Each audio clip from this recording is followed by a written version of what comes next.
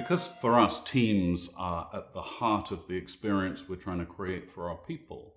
So in following that thread, we need a technology which serves teams, if you like, which puts teams at the center of the digital experience of work as much as we know they are at the center of the human experience of work.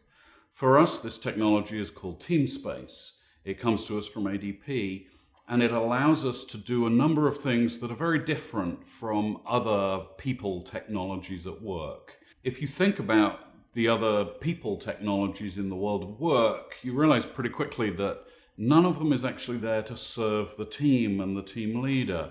They help serve the organization in executing a compensation process or in figuring out how to deploy people to learning experiences. They're not located in the team. They're not located in the work.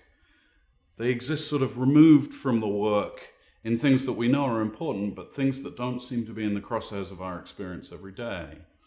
What we wanted with TeamSpace was something that did exactly that helped team leaders do their work every day and guide the work of their team every day and understand the experience of their team members every day, that was located in the gritty reality of work week upon week upon week, not off in some set of abstractions about what work might be or a different set of decisions that anyone had to consider.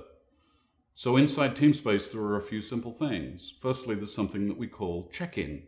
A check-in is a weekly conversation between a team member and a team leader about the work that the team member has immediately in front of them and about their emotional experience of the work just gone by. It's driven by the team member. It's not, if you like, an old-fashioned one-on-one where a team leader will sit down and say, look, here are all the things I need you to do in the next few days, let me know when you're done.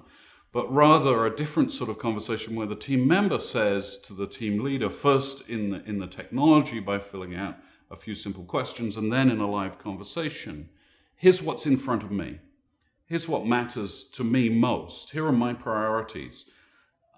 It allows the team member to ask for help with those. What help do I need from you? It allows the team member to share with the team leader what they've loved in the past few days and what they've loathed, if there's anything in that category. In other words, it allows the team member to say, here's my world of work, tactical, emotional. Here's where I need your help shaping that. And it allows the team leader to give attention to the team member. What we've discovered in our research is that attention is absolutely the essence of building a great team. We all, of course, want attention in our lives. I've never yet met anybody who says, no, just ignore me. We all want attention, and attention at work is no exception. And the funny thing about attention is that it has a half-life. If you get great attention from somebody in week one and then silence for 3 weeks, you know precisely what you missed. And it turns out that if that's the pattern of attention that you get at work, you're less engaged than somebody who had no attention at all in the first place. So attention has to be frequent. And we think of check-in as an attention management system. There's all sorts of conversation, of course, at work about feedback.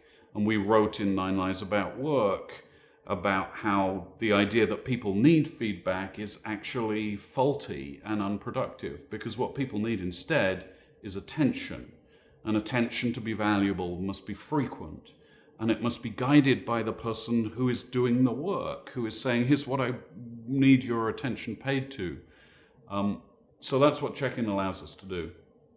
We also have inside TeamSpace a strengths assessment so that every employee can describe more precisely their strengths to the people on their team, and how they are more likely to show up, what they are more likely to run towards, what they are more likely to run away from.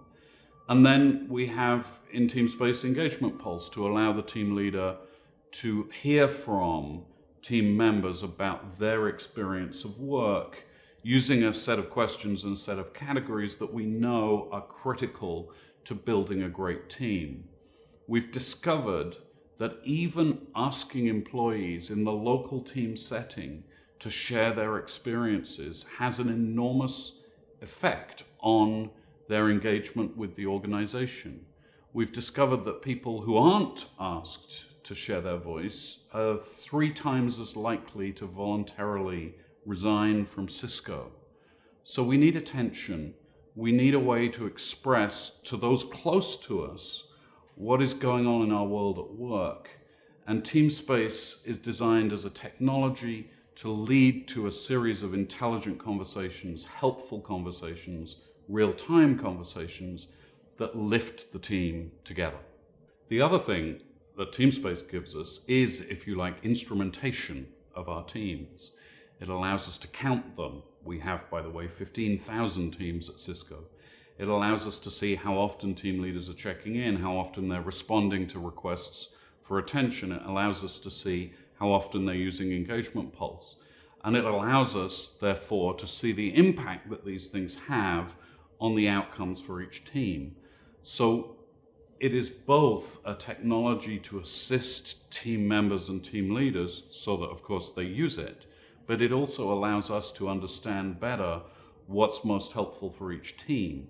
Since we started using TeamSpace, we've had more than 3 million check-ins at Cisco. That's more than 3 million moments of attention to the real world of work between a team leader and a team member. To try and finish the sentence. Really? Don't, John.